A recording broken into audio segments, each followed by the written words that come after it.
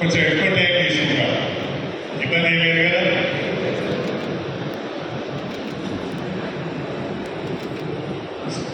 Station Ghanpur నియోజకవర్గం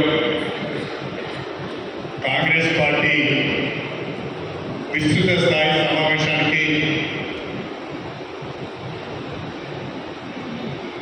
విశిష్ట అతిథులుగా విచ్చేసిన మన వరంగల్ పార్లమెంట్ పార్టీ వ్యవహారాల సమన్వయకర్త గౌరవనీయులు సోదరుడు శంకర్ నాయక్ ఎమ్మెల్సీ గారు, మన జనగామ జిల్లా డిసిసి అధ్యక్షురాలు సోదరి లకావత్ ధన్వంతి గారు, వేదిక పైన మన గణపురం వ్యవసాయ మార్కెట్ కమిటీ చైర్మన్ సోదరి లావణ్య గారు, మున్సిపల్ చైర్పర్సన్ సోదరులు తాటికొండ వినయ్ కుమార్ గారు, జనగామ జిల్లా మరియు హన్మకొండ డిసిసి కమిటీలలో ఉపాధ్యక్షులుగా, ప్రధాన కార్యదర్శులుగా, ఎగ్జిక్యూటివ్ మెంబర్స్గా ఉన్న పార్టీ ప్రతినిధులందరికీ, మాజీ జెడ్పీటీసీలు, మాజీ ఎంపీపీలు, పిఎస్సిఎస్ చైర్మన్లు, ఆలయ కమిటీ చైర్మన్ అందరికీ, సర్ ప్రక్రియలో భాగంగా స్పెషల్ ఇంటెన్సివ్ రివ్యూను జయప్రదం చేయడానికి ప్రత్యేకంగా కృషి చేసిన క్లస్టర్ ఇన్ఛార్జెస్ అందరికీ, అదేవిధంగా గౌరవనీయులైన బూత్ లెవెల్ ఏజెంట్స్ అందరికీ, గ్రామ శాఖ అధ్యక్షులు, గౌరవ సర్పంచులు, ఇందిరమ్మ కమిటీ సభ్యులు, కాంగ్రెస్ పార్టీ కుటుంబ సభ్యులందరికీ, మీడియా మిత్రులకు ప్రతి ఒక్కరికి పేరు పేరున నా హృదయపూర్వకమైన నమస్కారాలు తెలియజేస్తున్నాను. చాలా షార్ట్ నోటీస్లోనే నిన్ననే సాయంకాలం చెప్పాము, ఈరోజు సమావేశం ఉంటుంది, నిన్నటితో సర్ ప్రక్రియ ముగిసింది కాబట్టి ఈరోజు సమావేశం పెట్టుకోవాలనే ఉద్దేశంతో సర్ ప్రక్రియ మొదటి ఫేజ్ ముగిసింది కాబట్టి ఈరోజు సమావేశం పెట్టుకోవాలని మీ అందరికీ సమాచారం ఇస్తే పెద్ద సంఖ్యలో తరలి వచ్చిన కాంగ్రెస్ పార్టీ కుటుంబ సభ్యులందరికీ మరొకసారి నా నమస్కారాలు తెలియజేస్తున్నాను. ప్రధానంగా సర్ ప్రక్రియలో భాగంగా ఓటర్ల నమోదు కార్యక్రమంలో భాగంగా స్టేషన్ గన్పూర్లో 291 పోలింగ్ బూత్స్ ఉన్నాయి. ఈ 291 పోలింగ్ బూత్స్లకు మనం 291 మంది బిఎల్ఏ బూత్ లెవెల్ ఏజెంట్స్ ఏర్పాటు చేసుకున్నాం. వాళ్ళతో పాటుగా దాదాపు ఒక 80 మందిని క్లస్టర్ ఇన్ఛార్జెస్గా ఏర్పాటు చేసుకున్నాం. మరి booth level agents, cluster in-charges, గ్రామ స్థాయిలో ఉన్న పార్టీ కార్యకర్తలు, సర్పంచులు, గ్రామ శాఖ అధ్యక్షులు అందరూ కలిసి మన నియోజకవర్గంలో సర్ ప్రక్రియను జయప్రదం చేశారని చెప్పి ఈ సందర్భంగా తెలియజేస్తున్నాను. రాష్ట్ర స్థాయిలో మనం 2వ స్థానంలో ఉన్నాము. ఉమ్మడి వరంగల్ జిల్లాలో మొదటి స్థానంలో మన నియోజకవర్గం ఉంది అని చెప్పి అది మీ అందరి కృషి, మీ అందరి యొక్క కష్టం అని చెప్పి ఈ సందర్భంగా తెలియజేస్తున్నాను. మన నియోజకవర్గంలో 2,56,806 ఓట్లుంటే 2,39,750 ఓట్లను డిజిటలైజ్ చేయగలిగినది. దాదాపుగా 93.36% ఓటర్లను మనము నమోదు చేయించగలిగినాం. ఒక 17,056 మంది నమోదు కాలేదు, రెన్యువల్ కాలేదు. దాంట్లో చనిపోయిన వాళ్ళు ఉన్నారు, ఇతర గ్రామాలకు వలస వెళ్ళిన వాళ్ళు ఉన్నారు, కొన్ని అనామలీస్ కూడా ఉన్నాయి. ఒక రకంగా చెప్పాలంటే చాలా తక్కువ సంఖ్య, 17,000 ఓట్లే ఉన్నారు. ఈ 17,000 ఓట్లకు సంబంధించి ఆగస్టు 17 నుండి రెండవ విడత సర్ ప్రక్రియలో ఏ రకంగా దాన్ని మళ్ళీ మనము టేకప్ చేయాలన్నది వివరంగా రాష్ట్ర పార్టీ నుంచి మనకు ఆదేశాలు వస్తాయి. అది వచ్చిన తర్వాత మనం ప్రొసీడ్ కావడానికి అవకాశం ఉంటుంది అని చెప్పి ఈ సందర్భంగా మీ అందరికీ సవినయంగా తెలియజేస్తున్నాను. ప్రధానంగా దాదాపుగా అన్ని మండలాలు చాలా బాగా పెర్ఫామ్ చేసినాయి. ఉదాహరణకు చీపూర్ మండలం 33,000 ఓట్లు ఉంటే దాదాపు 31,400 ఓట్లు వాళ్ళు డిజిటలైజ్ చేయగలిగింది. అంటే 95% మన నియోజకవర్గంలో చీపూర్ మొదటి స్థానంలో ఉన్నారు. ఆ తర్వాత లింగాలగన్పూర్ 32,727 ఓట్లకు గాను 31,000 ఓట్లు డిజిటలైజ్ చేశారు. వీళ్ళు 94% తోని రెండవ స్థానంలో ఉన్నారు. మిగతా వాళ్ళందరూ కూడా 93.5, 93.25 అట్లా అందరూ కూడా 93 పైనే ఉన్నారు. 93కి దిగువన ఇవ్వలేదు. అందుకు అన్ని మండలాలకు సంబంధించిన పార్టీ శ్రేణులను హృదయపూర్వకంగా నేను అభినందిస్తున్నానని చెప్పి ఈ సందర్భంగా సవినయంగా తెలియజేసుకుంటున్నాను. 10వ తారీఖు మొదటి దశ సర్ ప్రోగ్రాం అయిపోయింది. 17వ తారీఖు నాడు voter list draft voter list publish చేస్తారు. ఆ డ్రాఫ్ట్ ఓటర్ లిస్టు పబ్లిష్ చేసిన తర్వాత బూతుల వారీగా ఎలక్షన్ కమిషన్ ఆఫ్ ఇండియా ప్రచురించిన ఓటర్ లిస్టు మీకు పంపిస్తారు. ఒకసారి బూత్ లెవెల్ ఓటర్ లిస్టు మీకు వచ్చిన తర్వాత ఆ ఓటర్ లిస్టును పరిశీలించి మీ బూత్ పరిధిలో ఏమైనా ఓట్లు మిస్ అయినాయా, ఏమైనా అనామలీస్ ఉన్నాయా, ఏమైనా స్పెల్లింగ్ మిస్టేక్స్ ఉన్నాయా, ఆ తప్పులు ఏమైనా ఉన్నాయా సవరించుకునే అవకాశం వస్తుంది. నెంబర్ 1. నెంబర్ 2, ఆగస్టు 15 తర్వాత ఫామ్ 6 ఉపయోగించుకొని 18 సంవత్సరాలు పూర్తయిన వాళ్ళందరికీ కొత్తగా మనము ఎన్యుమరేషన్ చేయించవలసి వస్తుంది. కొత్త ఓటర్లుగా వాళ్ళను నమోదు చేయించవలసి వస్తుంది. ఎక్కడైతే చిన్న చిన్న మిస్టేక్స్ ఉన్నాయో, అవకతవకలు ఉన్నాయో వాటన్నిటి కూడా ఫామ్ 8 ద్వారా సరి చేసుకోవాల్సిన అవసరం ఉంటుంది. ఏమైనా తప్పుడు ఓట్లు నమోదైతే ఫామ్ 7 ద్వారా వాటిని డిలీషన్కు అప్లై చేయవలసి వస్తుంది.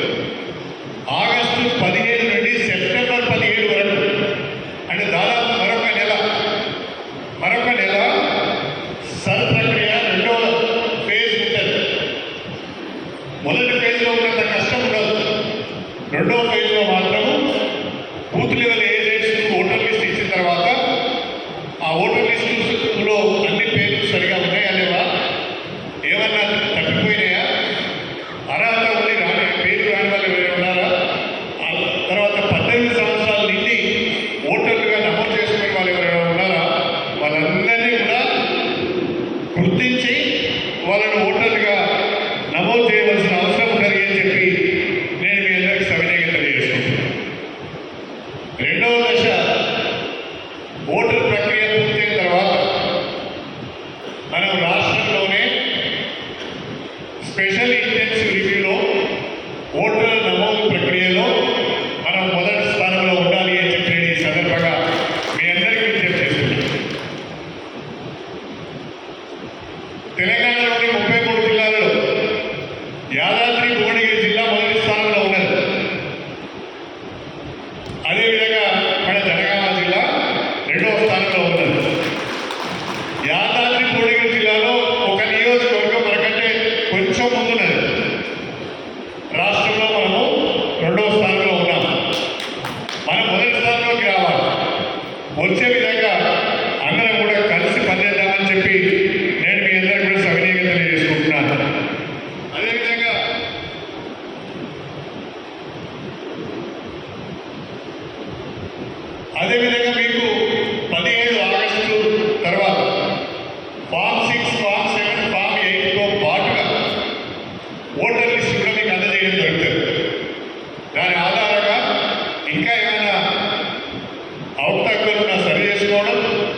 కొత్త ఓటర్లను నమోదు చేసే ప్రయత్నం చేయాలని చెప్పి నేను మీ అందరికీ సవినయంగా తెలియజేసుకుంటున్నాను.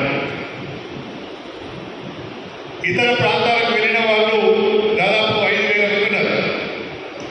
వాళ్ళు ఒకవేళ మన గ్రామంలోనే ఓటు కోరుకుంటూ ఉంటే వాళ్ళకు మన గ్రామంలోనే ఓటు ఇప్పించే ప్రయత్నం చేయాలి. వేరే గ్రామాలకు వలస వెళ్ళిన వాళ్ళు ఇక్కడ ఇల్లు ఉంటుంది, ఇక్కడ వ్యవసాయం ఉంటుంది, వేరే గ్రామంలో ఓటు నమోదు చేసుకుంటారు. అలాంటి వాళ్ళకు కూడా మనము మన గ్రామంలోనే ఓటు ఉండే విధంగా వాళ్ళకు నచ్చజెప్పే ప్రయత్నం చేయాలని చెప్పి కూడా నేను ఈ సందర్భంగా సవినయంగా కోరుకుంటున్నాను. రెండవది, రాష్ట్రంలో కాంగ్రెస్ ప్రభుత్వం వచ్చిన తర్వాత పెద్ద ఎత్తున ఇందిరమ్మ ఇళ్ల నిర్మాణం చేపట్టారు.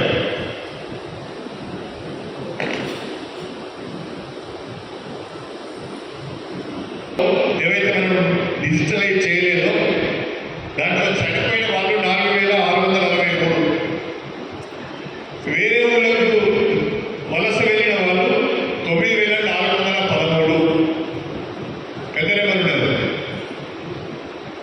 డౌట్ఫుల్ ఎంట్రీస్ ఉన్న వాళ్ళు 2,631,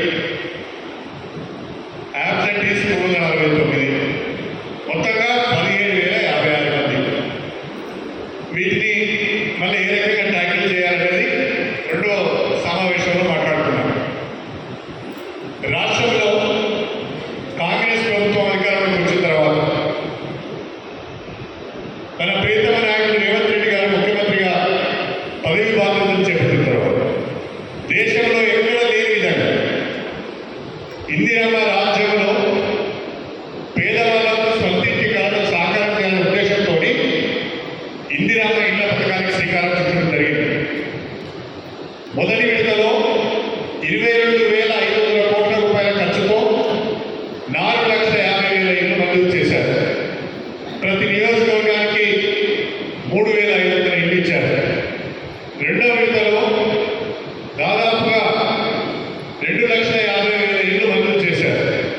ఈ 2,50,000 ఇళ్లకు 17,500 కోట్ల రూపాయల ఖర్చుతో మంజూరించారు.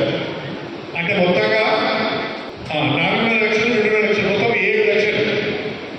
7 లక్షలకు గాను 35,000 కోట్ల రూపాయలు ఇందిరమ్మ ఇళ్ల పథకం పైన మన ప్రభుత్వం ఖర్చు పెట్టబోతున్నారు. మొదటి విడత 3,000 ఇళ్లు ఇచ్చారు, రెండో విడత 2,000 ఇళ్లు ఇచ్చారు. దీంట్లో ఒక చిన్న అదేంటి అంటే ఈ 2,000 ఇళ్లలో కూడా 500 ఇళ్లు ప్రత్యేకంగా గతంలో ఇల్లు మంజూరై గతంలో ఏదైనా ఇంటి పథకం కింద ఇల్లు మంజూరై ఆ ఇల్లు అసంపూర్తిగా ఉంటే బేస్మెంట్ కాడుకో లెంటర్ కాడుకో స్లాబ్ కాడుకో వచ్చి ఆగిపోయి ఉంటే ఆ ఇళ్లను ప్రత్యేకంగా తీసుకోమన్నారు. మీ గ్రామాలలో గతంలో ఏదైనా స్కీమ్లో ఇల్లు మంజూరై వాళ్ళకు ఆర్థికంగా వెళ్ళక వెసులుబాటు కాక ఎవరైతే మధ్యలో ఇల్లు వదిలేసిందో ఆ పేర్లను మీరు లిస్ట్ అవుట్ చేయాలి. లిస్ట్ అవుట్ చేసి హౌసింగ్ డిపార్ట్మెంట్కి ఇస్తే దాన్ని పూర్తి చేయడానికి ఎంత అవసరం ఉంటుందో వాళ్ళు ఎస్టిమేట్ చేస్తారు. ఆ ఎస్టిమేట్ ప్రకారం వాళ్ళకు మనము నిధులు మంజూరు చేసే అవకాశం ఉన్నది. నెంబర్ 1. గతంలో ఇల్లు మంజూరై ఎల్లక ఎవరైతే కట్టుకోలేదో అసంపూర్తిగా ఇల్లు ఉన్నాయో మీ గ్రామంలో అలాంటి వాటిని మీరు ఐడెంటిఫై చేసి లిస్ట్ ఇస్తే హౌసింగ్ డిపార్ట్మెంట్ వాళ్ళు ఎస్టిమేట్ చేస్తారు, ప్రభుత్వానికి సమర్పిస్తారు. వాటిని మనం శాంక్షన్ తీసుకునే అవకాశం ఉంటుంది. ఇక రెండవది, స్టేషన్ కన్పూర్ నియోజకవర్గంలో పేదవాళ్ళందరికీ కూడా పక్కా ఇల్లు ఉండాలనేది నా అభిప్రాయం. స్టేషన్ కన్పూర్ నియోజకవర్గంలో ఏ ఒక్క ఊళ్ళకు కూడా గుడిసెలు ఎవరైతే ఉంటున్నారో వాళ్ళందరికీ కూడా మనం ఇందిరమ్మ ఇల్లు మంజూరు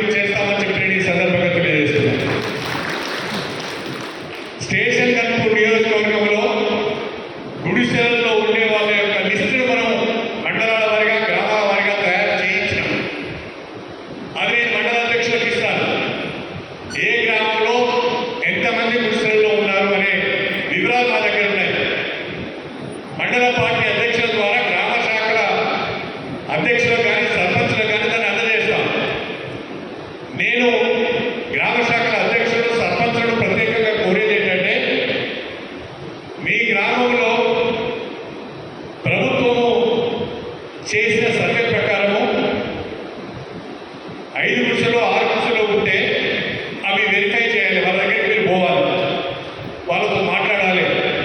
నీకు ఇందిరమ్మ ఇల్లు ఇస్తాం, నువ్వు కట్టుకుంటావు కదా అని అడగాలి.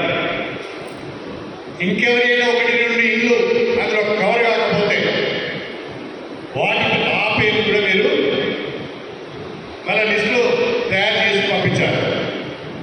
అన్ని గ్రామాలలో ప్రత్యేకంగా గౌరవ సర్పంచ్లను, గ్రామశాఖ అధ్యక్షులను, ఇందిరమ్మ కమిటీ సభ్యులను నేను ప్రత్యేకంగా కోరేది ఏంటంటే 2 విషయాలు. ఒకటి, గతంలో ఇల్లు మంజూరయ్యి ఇల్లు రద్దుకొని వాళ్ళు ఎవరైతున్నారో వాళ్ళను గుర్తించి హౌసింగ్ డిపార్ట్మెంట్ చెప్పి ఎస్టిమేట్ చేయించి వాళ్ళకి కొత్త శాంక్షన్ ఇప్పించాలి. రెండోది, మన గ్రామంలో ఎవరైతే ఇల్లు లేని నిరుపేదలు ఉన్నారో, పూరి గుడిసెలలో ఉంటున్నారో వాళ్ళను గుర్తించి వాళ్ళ లిస్టు నాకు పంపించి వాళ్ళందరికీ ఇందిరమ్మ ఇల్లు మంజూరు చేయించాలి. గుడిసెలు లేని నియోజకవర్గంగా స్టేషన్ కనుక నియోజకవర్గాన్ని తీర్చిదిద్దాలనేది నా ఆలోచన అని చెప్పి నేను మీకు సవినయంగా చేస్తున్నాను. నేను చేసిన సర్వే ప్రకారం 300 గుడిసెలు కరెక్ట్గా వచ్చింది. అది మీకు మళ్ళా మండలాధ్యక్షుల ద్వారా గ్రామాల వారిగా మీకు ఇస్తాం. అది కరెక్టేనా కాదని చెకప్ చేయండి. ఇంకేమైనా ఎక్కువ ఉంటే వాళ్ళ పేరు కూడా దాంట్లో యాడ్ చేయండి. మూడవది, మొదటి విడతలో ఇచ్చిన ఇందిరమ్మ ఇళ్లలో 50% ఇల్లు మాత్రమే పూర్తయినాయి. ఇంకా చాలా ఇళ్ళు పూర్తి కాలేదు. ఆషాఢం రేపు 11వ తారీఖు అయిపోతుంది. శ్రావణం వస్తున్నది, మంచి రోజులు వస్తున్నాయి. ఈ శ్రావణంలో అందరూ కూడా వాళ్ళ ఇళ్లను పూర్తి చేసుకొని గృహ ప్రవేశాలు చేసే విధంగా మా సర్పంచులు, మా గ్రామ శాఖ అధ్యక్షులు కృషి చేయాలి, వాళ్ళను ప్రోత్సహించాలని చెప్పి నేను ప్రత్యేకంగా కోరుతున్నాను. ఏ గ్రామంలోనైతే ఇళ్ల నిర్మాణం వేగంగా జరగడం లేదు, ఏ గ్రామంలోనైతే సర్పంచ్ ఇళ్ల నిర్మాణం గురించి పట్టించుకోవడం లేదో వాళ్ళకి ఇల్లు మన దగ్గర మా ఊళ్ళో చాలా డిమాండ్ ఉంది. పేదవాళ్ళకి ఉన్నారు, మాకు ఇల్లు కావాలంటే ముందు ఇచ్చిన ఇళ్లను పూర్తి చేయాలని చెప్పి నేను కోరుతున్నాను. ఇక 4వది, మనకి 291 బూతులు ఉన్నాయి. మనకి ఇప్పుడు వచ్చిన 1500 ఇళ్లను చూస్తే బూత్కు 5 ఇళ్ళు వస్తాయి. ఒక్కొక్క బూత్కు 5 ఇళ్ళు మాత్రమే వస్తాయి. కానీ నేనేదో అవస్థ పడతాను. నేను ముఖ్యమంత్రి గారిని బతిలాడతా, బాగుంటా, 4 సార్లు పోతా, ఇంకా 500-1000 ఇళ్ళు అదనంగా చేస్తాను. నేను ఈరోజు ఇక్కడున్న ఇందిరమ్మ కమిటీ సభ్యులను, గ్రామ సర్పంచ్ గారిని, గ్రామ కమిటీ అధ్యక్షుడిని మీరు కూర్చొని ప్రతి బూత్కు 10 మంది లబ్ధిదారుల పేరు నాకు ఇవ్వాలని చెప్పి నేను ఈ సందర్భంగా కోరుతున్నాను. అంతకంటే ఎక్కువ ఇచ్చే పరిస్థితి కనిపించడం లేదు. ప్రతి బూత్కు 10 మంది లబ్ధిదారుల పేరు నాకు ఇవ్వాలి. ఆ 10 మంది లబ్ధిదారుల పేరులోనే గుడిసెల పేర్లు ఉండాలి. 5,000 ఈ కావు. ఒక ఊరికి 10 ఇళ్ళు ఇస్తున్నామంటే ఆ ఊళ్ళో ఒక 3 గుడిసెలలో ఉంటే ఆ 3 పేర్లు ముందుగా పెట్టి ఇంకొక 7 పేర్లు పెంకుటిళ్ళలో ఉన్నోళ్ళు, రేకులలో ఉన్నోళ్ళు, కవర్లు కప్పుకొని ఉన్నోళ్ళు, అసలే ఇల్లు లేని వాళ్ళు ఎవరైతున్నారో వాళ్ళకి ఇవ్వాలి. నేను మీ అందరినీ కోరుతున్నా, గౌరవ సర్పంచ్, మళ్ళీ చెప్తున్నా, గౌరవ సర్పంచులు, గ్రామ శాఖ అధ్యక్షులు, ఇందిరమ్మ కమిటీ సభ్యులు, మీరందరూ కూడా ఖచ్చితంగా 10 రోజుల లోపల బూత్కు 10 మంది చొప్పున లబ్ధిదారుల పేర్లు నాకు ఇవ్వాలని చెప్పి నేను ఈ సందర్భంగా కోరుకున్నాను. ఆ 10 మంది లబ్ధిదారులలో తప్పనిసరిగా మీ గ్రామంలో గుడిసెలు ఉంటే వాళ్ళ పేర్లు కూడా ఉండాలి. ఒకవేళ మీరు 10 పేర్లు ఇచ్చి వెరిఫికేషన్లో 1-2 పేర్లు కొట్టుడు పోతే నాకు సంబంధం లేదు. బాధ్యత మీది. అర్హులైన వాళ్ళు, పేదవాళ్ళు ఎవరైతే ఉన్నారో వాళ్ళ పేరు మాత్రమే ఇవ్వాలి. కొన్ని సందర్భాల్లో మనకి దగ్గర ఉంటారు, మన బంధువులు ఉంటారు, కానీ నామ్స్ ప్రకారం ఫిట్ కాదు, ఇవ్వలేని పరిస్థితి ఉంటుంది. మీరు ఒకవేళ మీ పేరు పెట్టినా ఇక్కడ వెరిఫికేషన్ కొట్టుకుపోతారు. మొదటి దశలో నేను చాలా మంది చూశాను. ఒక 15-20 ఊళ్ళలో ఓ 40-30 ఇల్లు ఇచ్చింది, సగానికి సగం కొట్టుకుపోయి వెరిఫికేషన్ నిలబడలేదు. ఈసారి ఆ పొరపాటు జరగదు. కాబట్టి ఇందిరమ్మ కమిటీ సభ్యులు ప్రత్యేకంగా ఈ సమావేశానికి పిలిచాము. ఎందుకు పిలిచాము అంటే రెండవ విడత మొదటి విడత ఇళ్ల నిర్మాణం వేగం పెంచాలని, రెండవ విడత లబ్ధిదారుల పేర్లు ఎంపిక చేయాలని, ఎవరైతే గుడిసెలలో ఉన్నారో వాళ్ళ పేర్లను ప్రాధాన్యతలు తీసుకోవాలని, గతంలో ఇల్లు మంజూరై అసంపూర్తిగా వాళ్ళ పేర్లను కూడా ఇవ్వాలని చెప్పి ఆ విషయం తెలియాలని చెప్పి మీ అందరినీ కూడా ఆహ్వానించడం జరిగింది. దయచేసి ఇందిరమ్మ ఇళ్ల పథకాన్ని మనం వాడుకోవాలి. గ్రామాలలో బ్రహ్మాండమైన డిమాండ్ ఉన్నది. దాదాపు నేను ఒక 40-50 గ్రామాలలో ఇందిరమ్మ ఇళ్ల గృహప్రవేశం చేశాను. ఎంత బ్రహ్మాండంగా ఉంటారండి. మనం ఇచ్చింది 5 లక్షలు. వాళ్ళు కూడా దాదాపుగా వాళ్ళు కష్టపడ్డారు. భార్యాభర్తలు పనిచేసిళ్ళు, ఇంకా కొన్ని డబ్బులు కూడా కలుపుకొని బ్రహ్మాండంగా ఇల్లు కట్టుకున్నారు. నేను అడిగిన దీనికి ఎక్కువ ఖర్చు అవుతుంది కదా అంటే, సార్ మళ్ళీ కట్టబోతావా, ఏదో అవసరపడ్డ కట్టుకున్నామని అంటున్నారు. నాకు చాలా సంతోషం అనిపించింది. ఇందిరమ్మ ఇళ్ళకి మంచి డిమాండ్ ఉన్నది, మంచి ఆదరణ ఉన్నది. ప్రభుత్వం ప్రవేశపెట్టిన అతి గొప్ప పథకం ఇందిరమ్మ ఇళ్ళ పథకం అని చెప్పి సందర్భంగా దీన్ని మనందరూ ఉపయోగించుకోవాలి. ఇక మూడవది, ఆగస్టు 15 నుంచి రేపు ఆగస్టు 15 నాడు మన ప్రియతమ ముఖ్యమంత్రి రేవంత్ రెడ్డి గారు సంగారెడ్డిలో డిజిటలైజ్డ్ రేషన్ కార్డ్స్ డిస్ట్రిబ్యూట్ చేస్తున్నారు. రాష్ట్రంలో 1,05,00,000 కుటుంబాలకు డిజిటలైజ్డ్ రేషన్ కార్డ్స్ ఇస్తున్నారు. వాటి ద్వారా రాబోయే రోజుల్లో ఆ ఇంటికి రావాల్సిన ప్రభుత్వ పథకాలు కానీ, సంక్షేమ పథకాలు కానీ, అభివృద్ధి ఫలాలు కానీ అందే అవకాశం ఉంటుంది.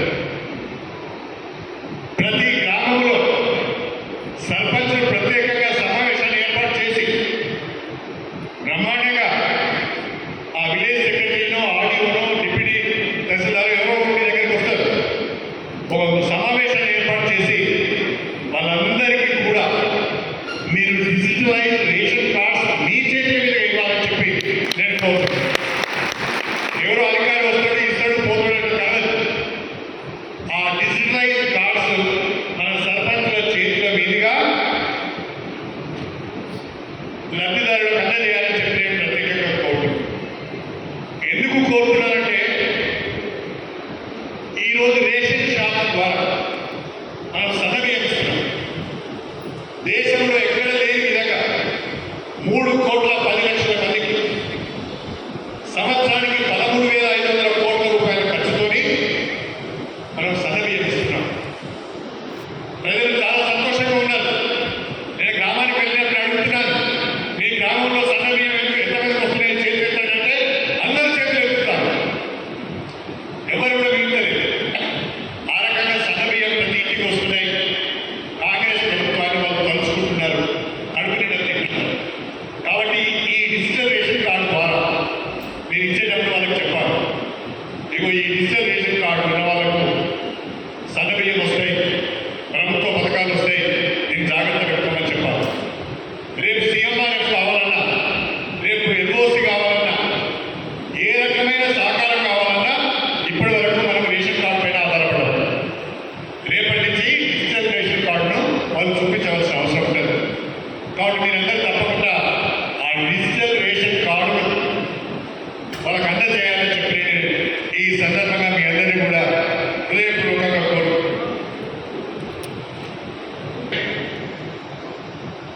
మన ధర్మతి గారు చెప్పారు, నేను మీ అందరినీ కోరేది ఒకటి, పార్టీ నిర్మాణము పటిష్టంగా ఉంటే పార్టీ బలంగా ఉంటుంది. పార్టీ నిర్మాణం బలంగా లేకపోతే పార్టీ కూడా బలంగా ఉండదు. చాలా రోజుల తర్వాత కాంగ్రెస్ పార్టీ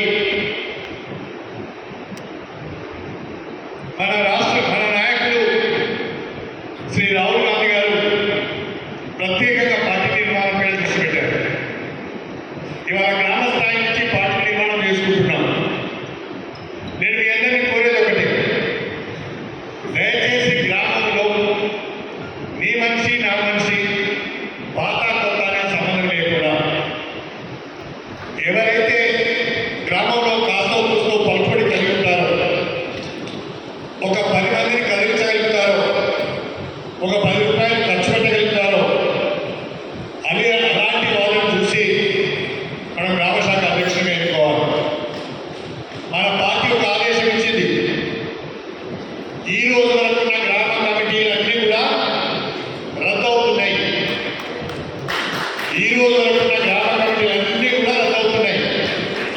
కొత్త కమిటీని మనం ఎన్నుకోవాలి. అన్ని గ్రామాల్లో కూడా కొత్త కమిటీని ఎన్నుకోవాలి. ఆ కొత్త కమిటీని ఎన్నుకునే సందర్భంగా నేను ఇంతకుముందు చెప్పినట్టుగా ఊళ్ళో పలుకుబడి ఉండి 10 మందిని కూడగట్టగలిగే పరిస్థితిలో ఉండి 10 రూపాయలు ఖర్చు పెట్టుకునే పరిస్థితి ఉండి ఆ గ్రామంలో ప్రధాన కులానికి చెందిన వారి ఉంటే ఇంకా బాగుంటుంది. వీటన్నిటిని దృష్టిలో పెట్టుకొని గ్రామ కమిటీని ఎంపిక చేయాలని చెప్పి నేను ఈ సందర్భంలో కోరుతున్నాను. మండల కమిటీలు, గ్రామ కమిటీలు ఎంత పారదర్శకంగా, ఎంత పటిష్టంగా వేసుకుంటే మనకు అంత మంచిది. మనకు పునాదులు గ్రామ కమిటీ, ఆ పునాదులు బలంగా ఉండాలని చెప్పి నేను మీ అందరినీ కోరుతున్నాను. నేను మండల పార్టీ అధ్యక్షులందరికీ ఒక విజ్ఞప్తి చేస్తాను. మండల పార్టీ అధ్యక్షులు జిల్లా పార్టీ నుంచి వచ్చిన కమిటీలను సూపర్వైజ్ చేసే నాయకులతో సమన్వయం చేసుకొని మండలంలోని అన్ని గ్రామాలలో రోజుకు 3 లేదా 4 గ్రామాలు పర్యటించి గ్రామంలో కార్యకర్తలను సమావేశపరిచి వాళ్ళ అభిప్రాయం మేరకే గ్రామ కమిటీలు వేయాలి. గ్రామంలో ఏకగ్రీవంగా అందరి ముందుకు వచ్చి ఒక పేరు చెప్తే ఆయనే మన గ్రామశాఖ అధ్యక్షుడు, రెండవ పేరుకు అవకాశం లేదు. ఒకవేళ ఏదైనా గ్రామంలో పోటీ జరిగితే ప్రాధాన్యత క్రమంలో 1, 2, 3 పేర్లు తీసుకోండి, జిల్లా కమిటీ పంపిద్దాం, జిల్లా కమిటీ ఫైనలైజ్ చేస్తుంది. ఎక్కడైతే సాధ్యమైనంత మేరకు మండల పార్టీ అధ్యక్షుల నాయకత్వంలో మీరు గ్రామాలకు వెళ్తున్నారు కాబట్టి అక్కడ కార్యకర్తలందరినీ కూడా సమన్వయపరిచి, సంతృప్తిపరిచి కమిటీలు ఏకగ్రీవంగా అయ్యేటట్టుగా చూడాలని చెప్పి నేను ప్రత్యేకంగా కోరుతున్నాను. ఏదైనా కారణాల వల్ల కాకపోతే ప్రాధాన్యత క్రమంలో 1, 2, 3 పేర్లు జిల్లా కమిటీకి పంపించవలసిందిగా నేను విజ్ఞప్తి చేస్తున్నాను. ఇవాళ 11వ తారీఖు, 17వ తారీఖు నుండి 2వ విడత సర్ ప్రక్రియ ప్రారంభమైంది. కాబట్టి 17వ తారీఖు లోపలనే అన్ని మండలాలలో అన్ని గ్రామ కమిటీలు అయిపోవాలని చెప్పి నేను ఈ సందర్భంగా మీ అందరికీ సవినయంగా తెలియజేస్తున్నాను. రేపటి నుంచి అయినా, రేపటి నుంచి, ఎల్లుండి నుంచి అయితే ఎల్లుండి నుంచి మీరు షెడ్యూల్ వేసుకొని అన్ని గ్రామాలలో తిరిగి దయచేసి అందరినీ కూర్చుండబెట్టి అందరి అభిప్రాయం మేరకు కమిటీలు వేయాలి. నా దగ్గర కాంప్లైంట్ రావద్దు. నా దగ్గర కాంప్లైంట్ వస్తుంది అంటే మీరు తప్పు చేస్తున్నట్టు లెక్క. ఏ టీం ఎంత బాగా పనిచేస్తుందో చూద్దాం. పోటీ, మండల అధ్యక్షుల నాయకత్వంలో పనిచేసే టీంలకు పోటీ. బయట నుంచి వచ్చిన వాళ్ళు ఎంత బాగా పనిచేస్తారో వాళ్ళకు కూడా ఇది ఒక పరీక్ష. బ్రహ్మాండమైన గ్రామ కమిటీని వేసుకోవాలని చెప్పి నేను ఈ సందర్భంగా ప్రత్యేకంగా కోరుతున్నాను. మండల కమిటీలో కూడా పూర్తి స్థాయిలో మనం కమిటీ వేసుకోవాలి. మండల స్థాయిలో అన్ని సెంట్రల్ ఆర్గనైజేషన్స్, అనుబంధ సంఘాలన్నింటినీ కూడా మనం వేసుకోవాలి. ఎంత తొందరగా వేసుకుంటే అంత మంచిది. మనం నానబెట్టిన కొద్దీ అనవసరంగా గొడవ తయారవుతుంది. ఎంత తొందరగా గ్రామ కమిటీలు, మండల కమిటీలు, అనుబంధ సంఘాలను వేసుకుంటే అంత మంచిది అని చెప్పి నేను ఈ సందర్భంగా మీ అందరికీ సవినయంగా తెలియజేస్తున్నాను. దయచేసి మీరందరూ కూడా కాంగ్రెస్ పార్టీ కుటుంబ సభ్యులు. ఇవాళ వాతావరణం మీరు చూస్తున్నారు. దేశంలో వాతావరణం బీజేపీకి వ్యతిరేకంగా, నరేంద్ర మోడీకి వ్యతిరేకంగా, రాహుల్ గాంధీకి అనుకూలంగా, కాంగ్రెస్ పార్టీకి అనుకూలంగా మారుతున్నది. మీరు గమనిస్తున్నారని నేను అనుకుంటున్నాను. మొన్నటికి మొన్న నీట్ పరీక్ష జరిగినప్పుడు ఆ పరీక్షలో అవకతవకలు జరిగాయని అర్హులైన చెప్పి విద్యార్థులు యువత ఢిల్లీలో జంతర్ మంతర్ దగ్గర ఏ రకంగా ఆందోళన తీసుకుని మీ అందరూ చూశారు. చివరికి కేంద్ర ప్రభుత్వం దిగి వచ్చి వాళ్ళ తప్పులు సరిదిద్దుకోవాల్సిన పరిస్థితి వచ్చింది. వాళ్ళకు అండగా మన ప్రియతమ నాయకుడు రాహుల్ గాంధీ గారు ప్రధానమంత్రి ఇంటి దగ్గర ర్యాలీలో వెళ్ళి అక్కడ ధర్నా చేసి నరేంద్ర మోడీ గారి మెడలు వంచి విద్యార్థుల సమస్యలు పరిష్కరించడానికి దోహదపడ్డారు. ఇవాళ జార్ఖండ్లో ఉద్యమం జరుగుతున్నది. అదేవిధంగా బీహార్లో ఉద్యమం జరుగుతున్నది. బీహార్లో మొన్నటికి మొన్న ఎవరైతే బీజేపీ జాతీయ అధ్యక్షుడు ఉన్నాడు, ఆయన ఖాళీ చేసిన అసెంబ్లీ స్థానంలో ఒక ఇండిపెండెంట్ గా పోటీ చేసిన వ్యక్తి గెలిచాడు. కిషోర్ అనే వ్యక్తి గెలిచాడు. ప్రశాంత్ కిషోర్ అంటే ఎన్నికల నియమాలైనటువంటి ఎన్నికల గురించి అనలిస్ట్ ఆయన అక్కడ ఆయన గెలవడం జరిగింది. అంటే దేశవ్యాప్తంగా బీజేపీకి ఎదురు ఎదుర్కొన్నారు. నరేంద్ర మోడీ నాయకత్వాన్ని సవాల్ చేసేవాళ్ళు లేదంటున్నారు. 4వసారి కూడా నరేంద్ర మోడీ గారి అధికారంలోకి వస్తారని బీజేపీ వాళ్ళు కలలు వెళ్ళారు. కానీ యువత తలుచుకుంటే, విద్యార్థులు తలుచుకుంటే, ప్రజలు తలుచుకుంటే ఇది సాధ్యం కాదని తేలిపోయింది. దేశ ప్రజలందరూ రాహుల్ గాంధీ వైపు చూస్తున్నారు. కాంగ్రెస్ పార్టీ ద్వారానే ప్రజాస్వామ్యం కాపాడబడుతుంది. కాంగ్రెస్ పార్టీ ద్వారానే బలహీన వర్గాలకు న్యాయం జరుగుతుంది. కాంగ్రెస్ పార్టీ ద్వారానే రాజ్యాంగం పరిరక్షింపబడుతుంది అనే ఒక నమ్మకం ఇవాళ ప్రజల్లో వచ్చింది. ఇవాళ దేశంలో ఉన్న ఎస్సీలు, మైనారిటీలు, బలహీన వర్గాల వాళ్ళందరూ ఇవాళ కాంగ్రెస్ పార్టీ వైపు చూస్తున్నారు. రాహుల్ గాంధీ నాయకత్వం వైపు చూస్తున్నారు. రాహుల్ గాంధీ ప్రధానమంత్రి కావాలని చెప్పి ఇవాళ ప్రతి ఒక్కరు కోరుకుంటున్నారు. అలాంటి పరిస్థితుల్లో భారతీయ జనతా పార్టీ యొక్క గ్రాఫ్ మెల్లమెల్లగా పడిపోతున్నది, బలహీనపడుతున్నారు. తెలంగాణలో భారతీయ జనతా పార్టీకి అసలు ఏమాత్రం కూడా ఆశలు లేవు. వెస్ట్ బెంగాల్లో గెలిచాము, నెక్స్ట్ తెలంగాణ అని చెప్పి భారతీయ జనతా పార్టీ చక్కలు కొట్టుకుంటున్నది తప్ప స్టేషన్ గారి నియోజకవర్గంలో వాళ్ళకు 8 నుంచి 10,000 ఓట్లు కూడా పడాయి. తెలంగాణలో ఏనాడు కూడా భారతీయ జనతా పార్టీ అధికారంలోకి రాలేదు, రాదు అని చెప్పి ఈ సందర్భంగా తెలియదు. రేపు ఎప్పుడు ఎన్నికలు వచ్చినా పోటీ మనకు టీఆర్ఎస్కే ఉంటుంది. భారతీయ జనతా పార్టీ 3వ స్థానానికి వెళ్ళాల్సిందే. అది పోటీ అన్ని స్థానాల్లో పోటీ ఇచ్చే పరిస్థితి కూడా లేదు. కాబట్టి భారతీయ జనతా పార్టీ యొక్క వాళ్ళ ఎన్నో ఉత్తర కుమార ప్రగల్భాలు అదిగో వచ్చే ఇదిగో వచ్చే అని చెప్పి ఇసరున్న రీతిలో మాట్లాడుతున్నారు. కొన్ని పట్టణ ప్రాంతాలకు, కొన్ని ప్రాంతాలకు పరిమితమయ్యారు. మొన్న 8 అసెంబ్లీ స్థానాలు వచ్చినాయి. ఇంకా 8 నిలబెట్టితే చాలా గొప్ప. పార్లమెంట్ ఎన్నికలు, అసెంబ్లీ ఎన్నికలు వేరుగా వస్తే 8 పార్లమెంట్ స్థానాలకు రావాలి. కాబట్టి మనం కాంగ్రెస్ పార్టీ కుటుంబ సభ్యులమైన మనమందరం కూడా బ్రహ్మాండమైన అభివృద్ధి సంక్షేమ కార్యక్రమాలు చేస్తున్నాం. వాటిని ప్రజలకు తీసుకువెళ్ళాలి. వాటికి బహుళ ప్రచారాన్ని కల్పించాలి. 6 గ్యారెంటీలు 6 గ్యారెంటీలు అని మాట్లాడుతున్నారు. దాదాపుగా చెప్పిన ప్రధాన గ్యారెంటీలన్నీ కూడా మనం అమలు చేస్తున్నాం. మహాలక్ష్మి ద్వారా ఆర్టీసీ బస్సులలో ఉచిత ప్రయాణం, గృహజ్యోతి ద్వారా గ్రామాల్లో ఉచిత విద్యుత్ సరఫరా, ఇందిరమ్మ ఇళ్ల ద్వారా ఇళ్ల పథకం, సన్నబియ్యం ఇస్తున్నాం, పెన్షన్ ఇస్తున్నాం. రేపు చేయిత కార్యక్రమం కింద మరొక 2,50,000 పెన్షన్ ఇవ్వబోతున్నాం. దయచేసి గౌరవ సర్పంచ్, గ్రామ కమిటీ అధ్యక్షులందరికీ నా విజ్ఞప్తి, రాష్ట్రంలో 2,50,000 కొత్త పెన్షన్ ఇవ్వబోతున్నాం.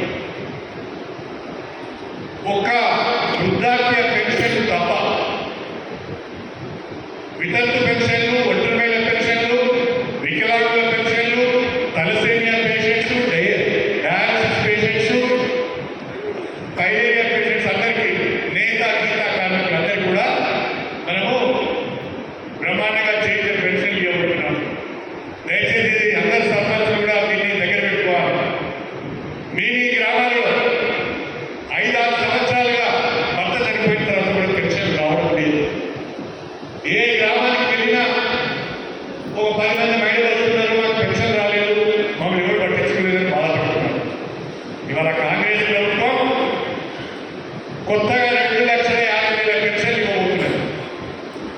మన గ్రామంలో ఉన్న వితంతువులు ఎవరో, ఒంటరి మహిళలు ఎవరో, వికలాంగులు ఎవరో, నేతా గీత కార్మికులు ఎవరో, అదేవిధంగా డయాలసిస్ కానీ, తలసేమియా కానీ,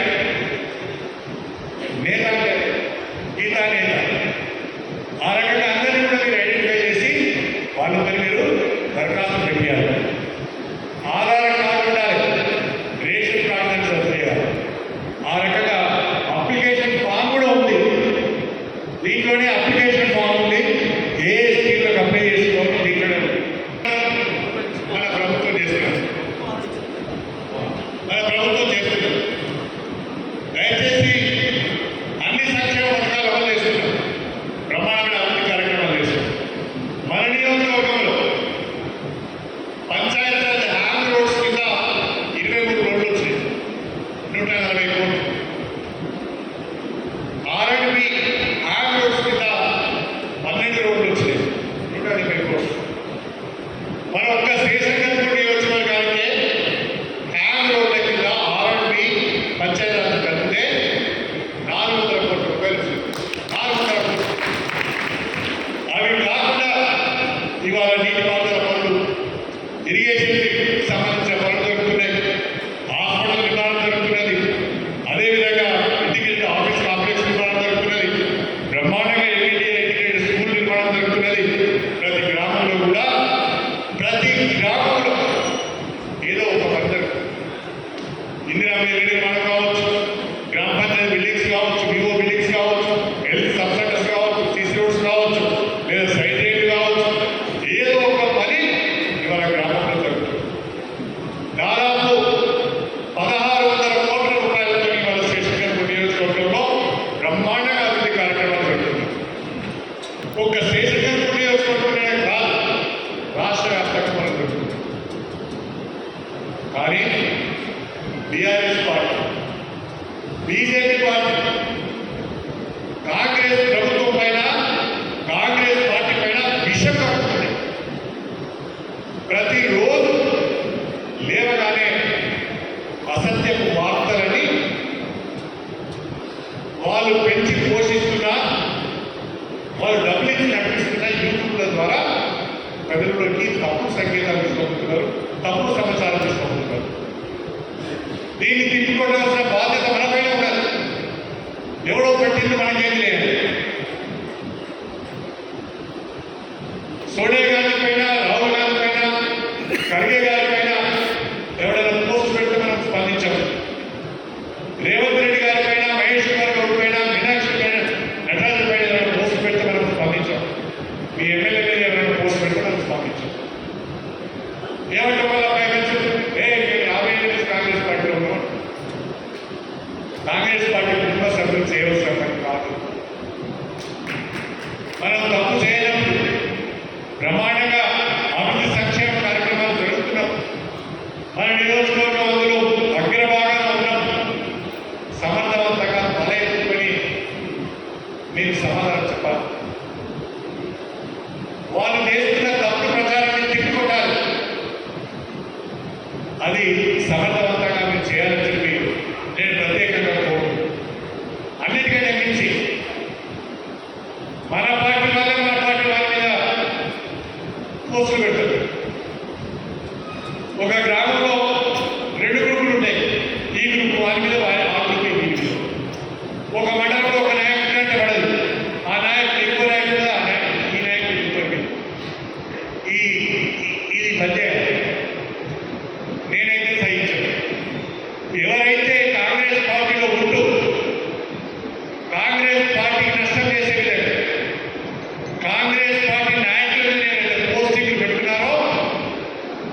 వాళ్ళు పార్టీలో ఉన్నా ఒకటే చేస్తున్నారు. ఎవరైతే పార్టీ డ్యామేజ్ చేస్తున్నారో వాళ్ళు ఉన్నా ఒకటే లేకున్నా ఒకటే. దయచేసి మీరందరూ గమనించాలని చెప్పాడు. మండల పార్టీ ప్రెసిడెంట్స్ చాలా చురుకుగా పనిచేయాలి. ఎక్కడ ఈ రకమైన ఏ గ్రామంలో ఈ రకమైన పరిస్థితి ఉంది, ఏ మండలంలో ఈ రకమైన పరిస్థితి ఉంది, దాన్ని సర్దుబాటు చేసే ప్రయత్నం చేయాలి. మండల పార్టీ అధ్యక్షులు ఏ గ్రూప్కు ఎవరికో కొంత వాడు. మనది కాంగ్రెస్ పార్టీ కట్టుబడి మాత్రమే పనిచేయాలి. కడియం శ్రీ ఏ పార్టీలో ఉన్నా చాలా మంది అంటారు ఆయన తెలుగుదేశం ఉంటే, టీఆర్ఎస్ ఉంటే, కాంగ్రెస్ ఉంటుంది. కానీ కడియం శ్రీ ఉన్న ఒక లక్షణం ఏంటి అంటే నేను ఏ పార్టీలో ఉంటే ఆ పార్టీ నియమావళికి కట్టుబడి పనిచేస్తాను. కాంగ్రెస్ పార్టీలో ఉండి టీఆర్ఎస్ పనిచేయండి, కాంగ్రెస్ పార్టీలో ఉండి బీజేపీకి పనిచేయండి, కాంగ్రెస్ పార్టీలో ఉండి కాంగ్రెస్ పార్టీలోకి పనిచేస్తాను. కాబట్టి మీరందరూ కూడా ఆ లక్షణాన్ని అలవర్చుకోవాలి. మనకు మనమే అపవాదులు వేసుకోవడం, ఆరోపణలు చేసుకోవడం కరెక్ట్ కాదు. ఈ సంస్కృతి శ్రేష్ఠలో ఉండకూడదు. దాన్ని నేను సహించను. అన్నిటికంటే మించి మా కాంగ్రెస్ పార్టీ కుటుంబ సభ్యులు ఎవరైనా మీరు నేరుగా నన్ను కలవచ్చు, మీకున్న ఏ ఇబ్బంది అయినా నాతో మాట్లాడవచ్చు. మా మండల అధ్యక్షుడు మా సర్పంచ్లను పట్టించుకోవడం లేదని మీరు బాధపడాల్సిన అవసరం లేదు. ఎవరైనా నేరుగా నన్ను కలవచ్చు. మీ సమస్య నాకు చెప్తే నాకునైతే తప్పకుండా దాన్ని పరిష్కరిస్తారని చెప్పి ఈ సందర్భంగా తెలియజేస్తాను. కాంగ్రెస్ పార్టీ కార్యకర్త ఎవరు కూడా ఏ విషయంలో కూడా భయపడాల్సిన అవసరం లేదు. ప్రభుత్వం మనది, ఎంపీ మన పార్టీ, ఎమ్మెల్యే మన పార్టీ. మన నియోజకవర్గంలో కాంగ్రెస్ పార్టీ కార్యకర్త వైపు ఎవరైనా చూడాలి అంటే వారికి ఇది పడాలి. ఆ రకంగా మీరందరూ కలిసి ఉండాలి. గ్రామాలలో అభివృద్ధి విషయంలో కానీ, సంక్షేమ విషయంలో కానీ మనం ఎవరితో గొడవపడవలసిన అవసరం లేదు. మనం చేసిన పని మనం గుర్తించేటట్టుగా చేసేది ప్రజలు మనం గుర్తుపెట్టుకుంటారు. నేను మీ అందరికీ విజ్ఞప్తి చేసేది ఒకటే, నా రాజకీయ చివరి దశలో నేను కాంగ్రెస్ పార్టీలోకి వచ్చాను. మిత్రుడు రేవంత్ రెడ్డి గారి ప్రోత్సాహం వలన, వారి ఆహ్వానం మేరకు నేను కాంగ్రెస్ పార్టీలోకి వచ్చాను. నా కోరిక ఒకటి, రేపు వచ్చే ఎన్నికల్లో స్టేషన్ గన్పూర్ నియోజకవర్గం పైన కాంగ్రెస్ పార్టీ జెండా ఎగరాలి. తెలంగాణ రాష్ట్రంలో కాంగ్రెస్ ప్రభుత్వం రావాలి. మళ్ళీ రేవంత్ రెడ్డి గారు ముఖ్యమంత్రి కావాలి అని చెప్పి నేను ఈ సందర్భంగా ఏదైతే సలహా. అది నా లక్ష్యం. ఆ లక్ష్యం దిశగా నేను పనిచేస్తాను. దేశంలో బీజేపీ నడిపే శక్తి ఒక కాంగ్రెస్ పార్టీకి ఉన్నది.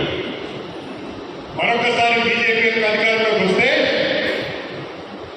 బలహీన వర్గాలు, షెడ్యూల్ కూడా, మైనార్టీ యొక్క భక్తులు ముగ్గిపాలైతే చెప్పిన సందర్భంగా తెలుసు. ఈ వర్గాలపైన వాళ్ళు విషయం పట్టుకుంటారు. మన బతకాలి అంటే, మన హక్కులు మనం సాధించుకోవాలి అంటే, ప్రజాస్వామ్య వ్యవస్థలో అందరము సమాన స్థాయిలో జీవించాలి అంటే దేశంలో కాంగ్రెస్ ప్రభుత్వం రావాలి, రాష్ట్రంలో కూడా కాంగ్రెస్ ప్రభుత్వం రావాలి అని చెప్పి నేను మీ అందరికీ కోరుకుంటున్నాను. మా నియోజకవర్గంలో ఇప్పటి వరకు చాలా సర్వేలు చేసి ఎంతవరకు కరెక్ట్ నాకైతే తెలియదు. చాలా సర్వేలు చేసి, కానీ అన్ని సర్వేల సారాంశం ఒకటే. అన్ని సర్వేల సారాంశం ఏంటంటే స్టేషన్ గన్పూర్ నియోజకవర్గంలో ఎప్పుడు ఎన్నికలు జరిగినా మళ్ళీ కాంగ్రెస్ పార్టీ గెలవబోతున్నది అని చెప్పి సర్వేలకు వస్తుంది.